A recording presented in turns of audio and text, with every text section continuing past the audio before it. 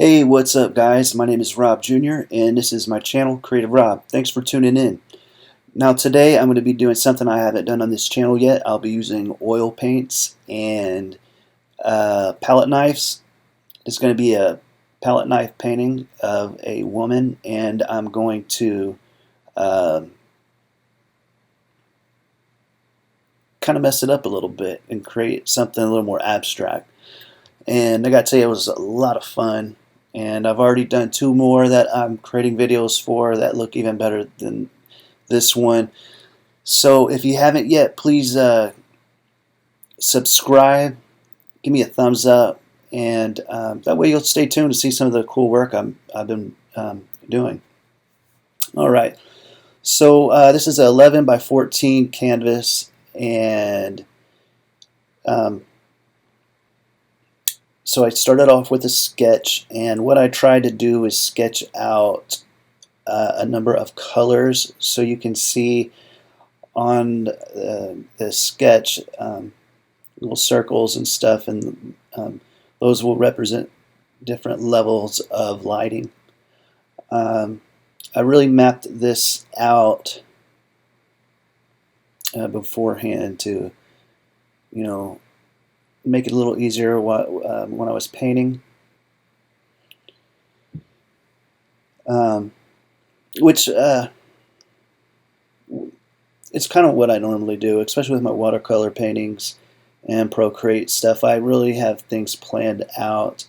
But I found out another way to do this that works a little better for me, where I don't have to start off with a sketch, but I start off with guidelines, and the guidelines get a little more intense around the eyes and nose, mouth.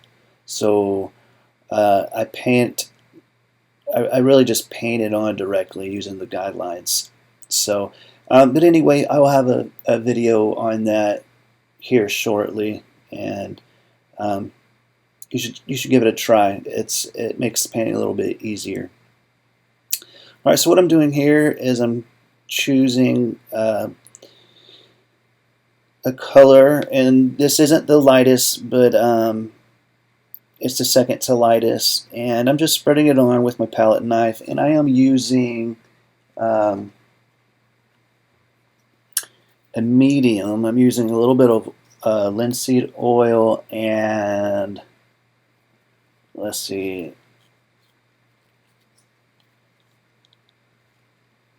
liquid impasto, and I love this stuff.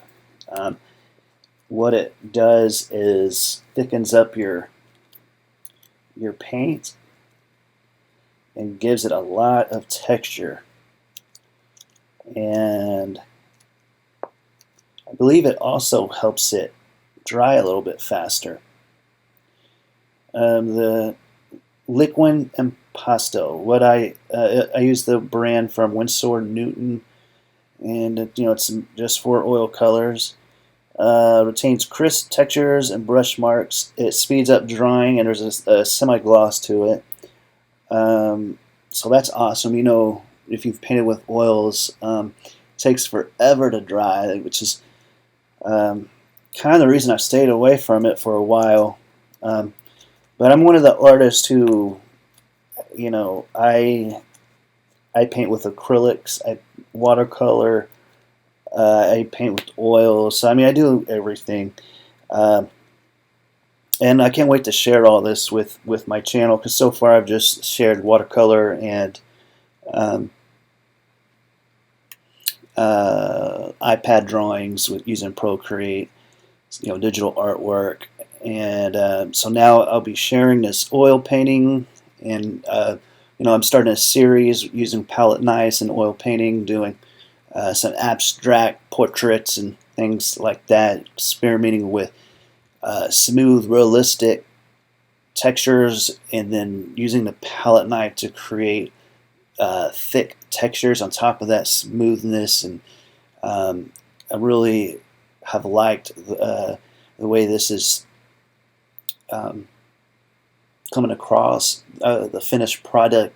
It's a lot of fun to paint this way, and I miss it. So it's been very exciting to do this and kind of let those feelings free and feel a little more freedom while I'm painting. So this series is exciting right now, and I'm excited to share it with you. But if you haven't tried that liquid impasto, it's really cool. It is about, let's see, $20 a tube. It's a huge tube, and it goes a long way, so it's definitely worth the money. It speeds up your drawing, it makes the paint thicker, gives a nice texture. It's really cool stuff. I love it. Of course, you can go to Hobby Lobby and use your 40% off coupon. I'll leave a link in the description where you can get this impasto. If I'm even pronouncing that right. I'm sorry if I'm not.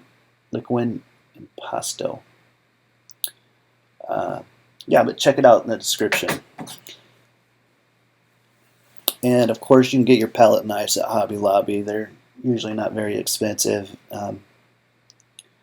Over a few paychecks, I've pretty much got all the ones you can get at Hobby Lobby. Though I will be looking on Amazon here shortly, trying to find some that have specialized ends specifically for paintings like this. As you'll see at the end of this, I have a lot of scratching and stuff like that in the paint, which gives it a really cool texture. But anyway, I found some brushes on Amazon that are specifically meant to do that kind of cool stuff. So anyway, as you can see here, moving back onto the painting, I'm mixing my colors on a glass table, or not a glass table, just a glass surface. Now the surface I got was from a table where I didn't need it anymore, but I kept the glass so I could paint on it, and I need to clean it up. What I'm going to do next is airbrush. I'm going to spray paint the back of the glass gray, so you'll be able to see the colors a little bit better as you're mixing. So I've seen a lot of artists do that. And I think it'll just look better too when I'm recording. There's so much white, and then you can see all the dried up paint on the table through the glass. So anyway, so here on the painting, back to the painting, you know, I'm going through and adding the colors with the palette knife, and I'm just having some fun. I'm not worried about making this too realistic, as you'll see. I do use a brush a little bit in this to smooth it out.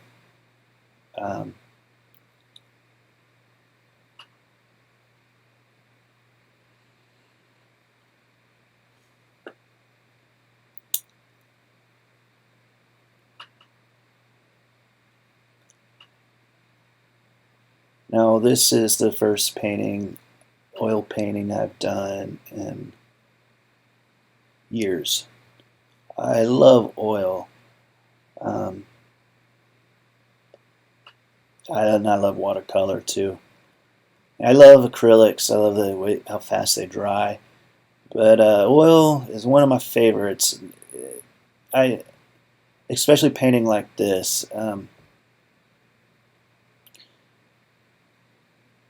I don't know if I had to choose between oil and watercolor. And I love watercolor, but right now I'm really I'm really enjoying oil, so that's a hard choice there. Luckily, I don't have to make that choice. I can do what I want.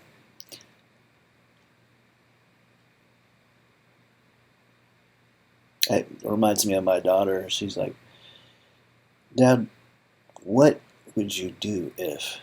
And then she comes up with something so crazy, like, we were driving down the road and there was a well laying right there in the middle of the road. Anyway, she cracks me up. All right, and so here's where I get the brush.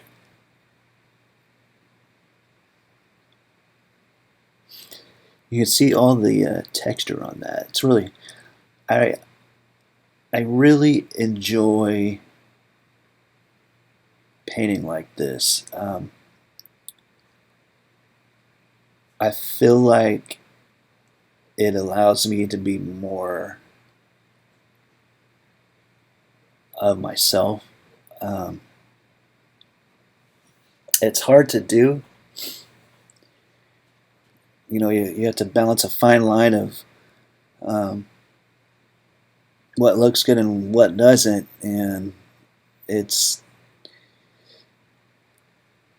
you know, it's a hairy line there. At one point of this, I actually decided it wasn't working out, and I had turned the camera off, and I was looking at it, and then I was like, I just grabbed the palette knife, a dry one, and scraped down the face a few times, just being like, well, I'm not going to keep this painting. It was just practice. I don't like where it's at, and I just wanted to see what it would look like. And I ended up thinking it was really cool. And then after that, I just started getting the palette knife and just, you know, making these bold strokes and putting color in all over it, and it turned out to be a very wild painting, and it spawned a new series I'm working on now, and this is the first one of it, and I have 3 right now that I have finished. I just need to edit the video, but it's funny, you know, all because of I gave up, but then decided to do something bold because I thought I wasn't going to keep it, and just created a new idea, you know. It's funny how things work out like that sometimes.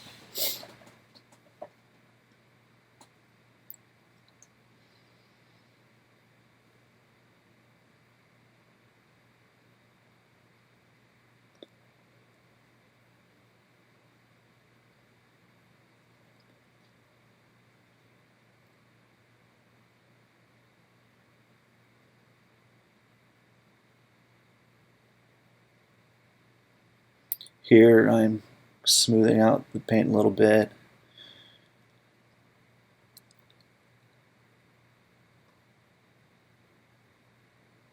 You know, it's also a lot of fun mixing these colors, and I thought it was cool that I could show you guys how I'm mixing, what I'm doing. Now that lighter gray really makes her pop out even more.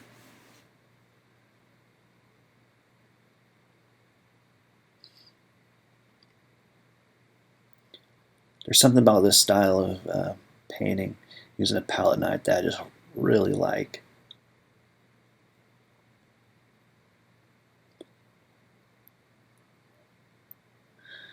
Now at this point, I'm really focused on trying to make it as good as I can with the palette knives and brush. I was more focused at this point on, you know, how realistic I could make it look. Or, I don't know if I'd say realistic, but just how good I could make it look, you know. Um,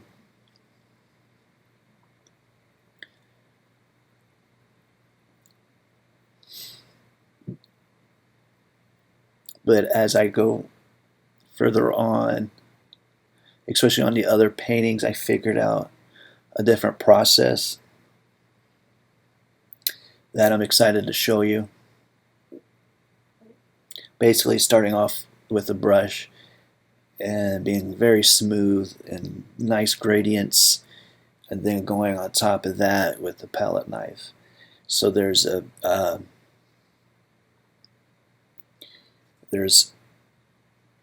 contrast between the smooth gradients and then the thick palette knife strokes and scrapes, and it's pretty awesome.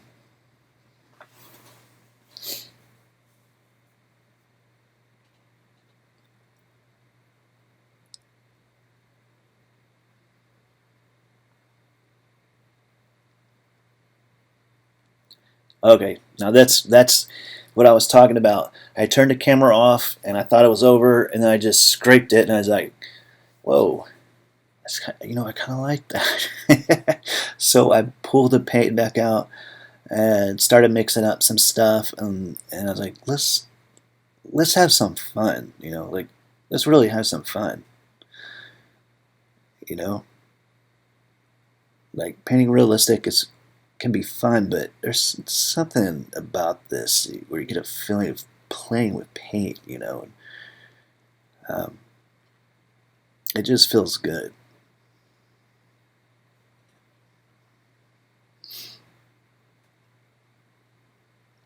This is a part where I really had fun.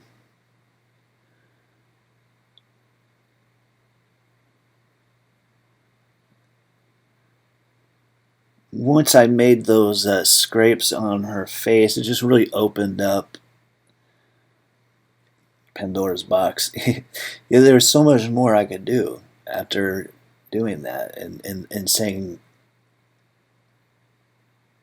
you don't be afraid to try stuff. It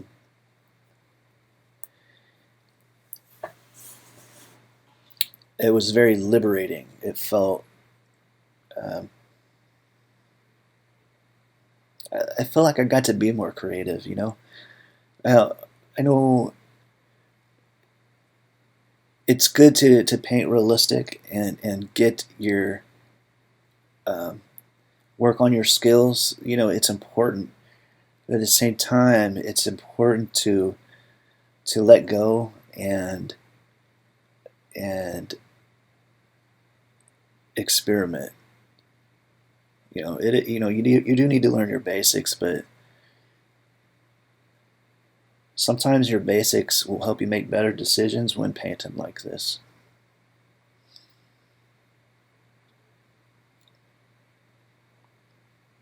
The tool I'm using there is a metal square. Each side has different marks, like triangular marks, and it's actually used for pottery. I actually have a potter's wheel and do some pottery, and I'll be showing that on this channel too. That I am not as good at, but man, it is fun. Now here I'm adding that hot pink, and that's exciting. So um,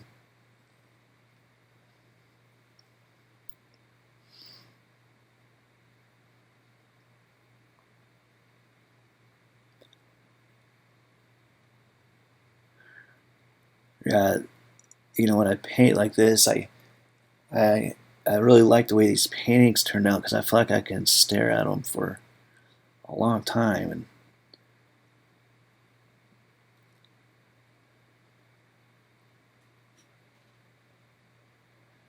and just think.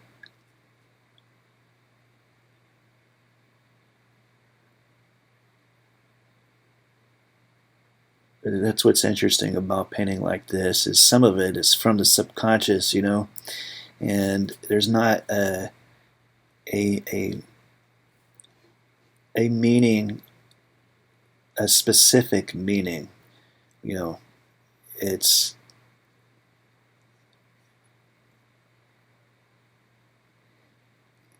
it's different for everybody. You create the stage but you don't tell people how to feel. You let them look at it and the story comes to them, and that's how the painting's set up.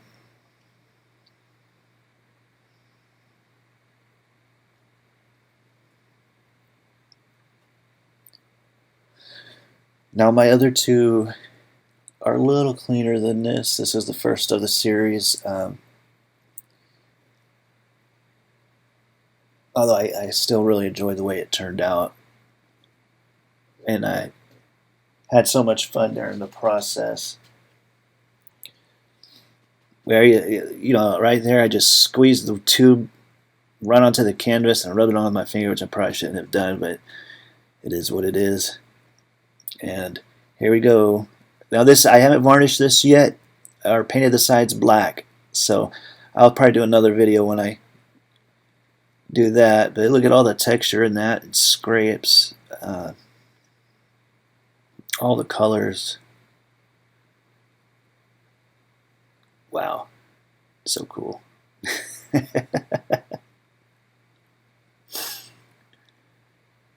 I would love to do a very large painting like this. This is only 11 by 14. Here I kind of try to show you an angle so you can see some of the thickness of the paint on there.